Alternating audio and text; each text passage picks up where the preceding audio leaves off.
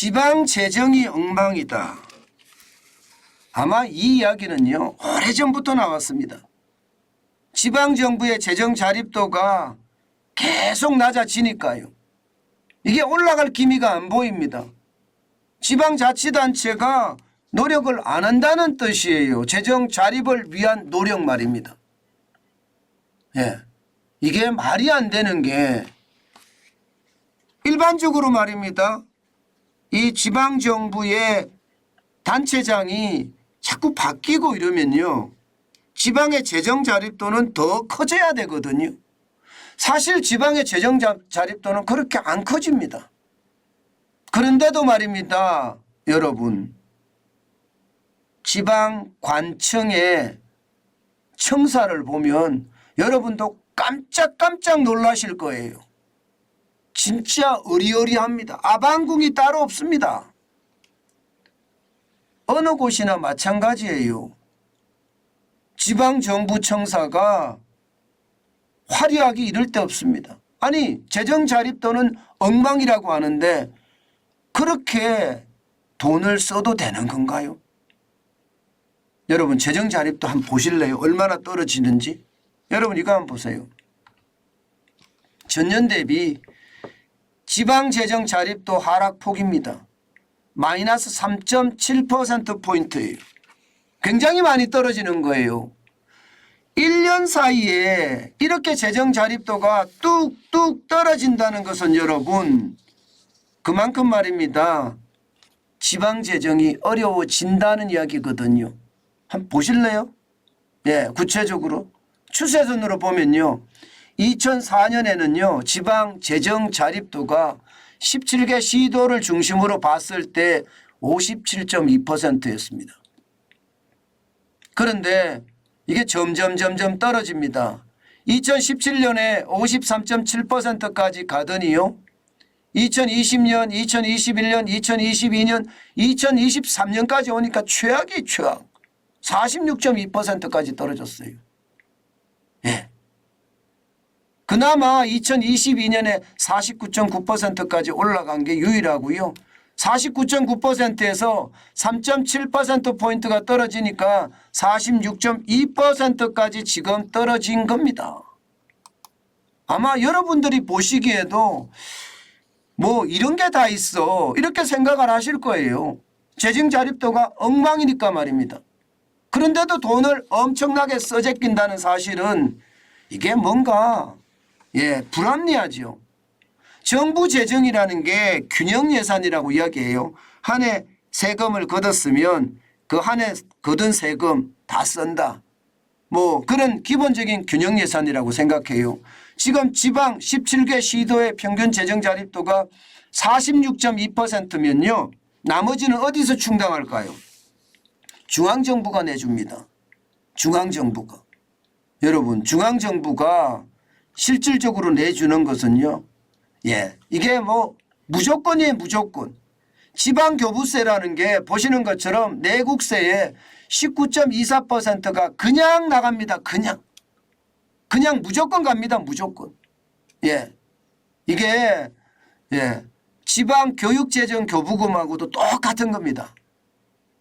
지방교육재정교부금은 20% 넘게 그냥 매번 그냥 떼가잖아요. 똑같이 지방교부세도 이게 기본적으로 19.24%가 무조건 떼갑니다.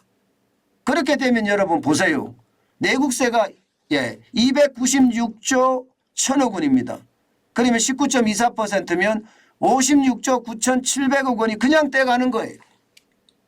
게다가 이것만 나가는 게 아니거든요. 게다가 세계 잉여금이라고 있잖아요.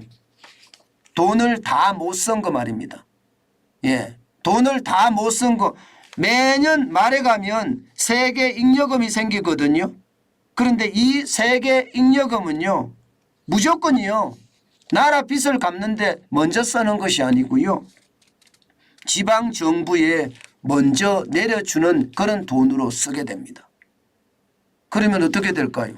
예를 들어서 뭐 세계 잉여금이 뭐 18조가 남았다. 지금 18조 남은 것이 몇 번 있었거든요. 그러면 18조를 이게 나라 빚을 갚는 데 쓰지를 못하고요. 지방교부세나 지방교육재정 교부금으로 나갈 수밖에 없습니다. 나갈 수밖에. 예. 그러면 여러분 이게 어떻게 생각하면 지방 입장에서는요.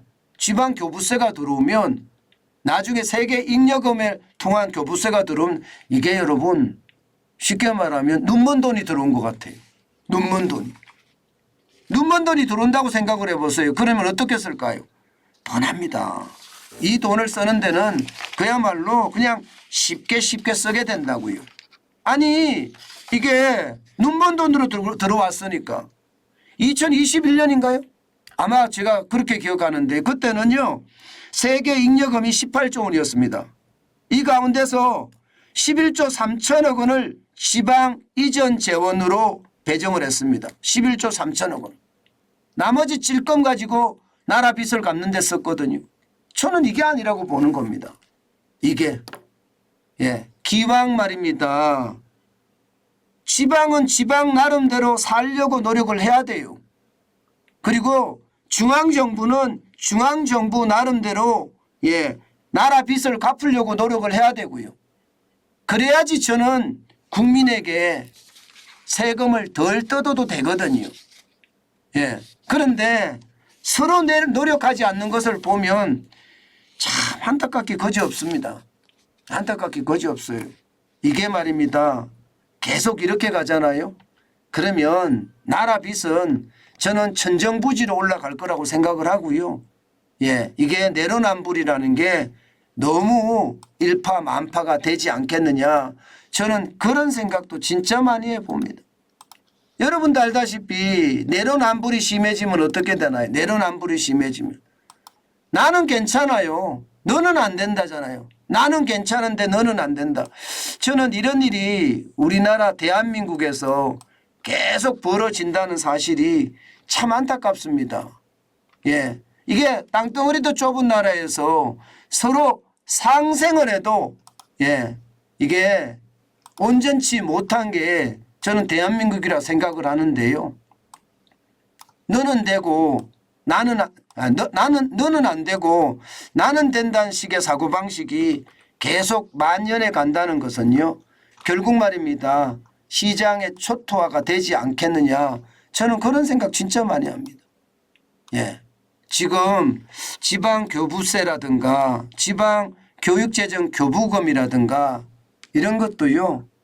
우리 저기 여의도에 있는 사람들 있잖아요. 국회에 있는 사람들이 굉장히 머리를 맞대고요. 대한민국을 위해서 어느 것이 정답인지를 저는 반드시 생각을 해서 합리적인 생각, 객관적인 선택이라고 제가 늘 말씀드리는 그런 실사구시로 결정을 해야 된다고 생각을 합니다. 지금처럼 학생들이 마구마구 줄어드는데 지방교육재정 교부금이 엄청나게 계속 들어가고 있다는 거 불합리하잖아요.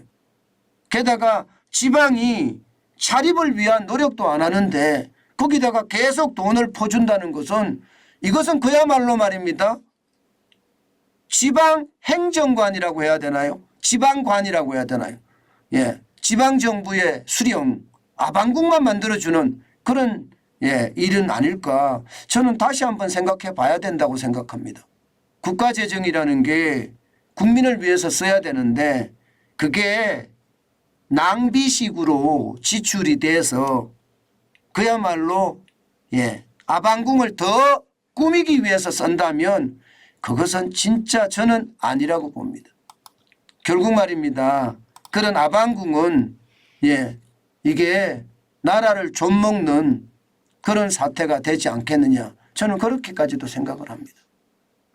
여러분, 제가 여러분들에게 계속 말씀드리는 것 중에 포퓰리즘을 저는 막아야 된다. 그렇지 않으면 대한민국이 그리스나 이탈리아나 혹은 아르헨티나나 좀 더 심하게 가면 베네수엘라까지도 갈 수 있다. 이 말을 제가 계속 드리는데요. 그게 현실이 안 되기를 바랄 뿐입니다. 정관전 TV는 앞으로도요. 포퓰리즘하고는 강력하게 싸우도록 하겠습니다. 그것이 제가 정환진 TV를 이렇게 새벽에 나와서 하는 또 하나의 이유이기도 합니다.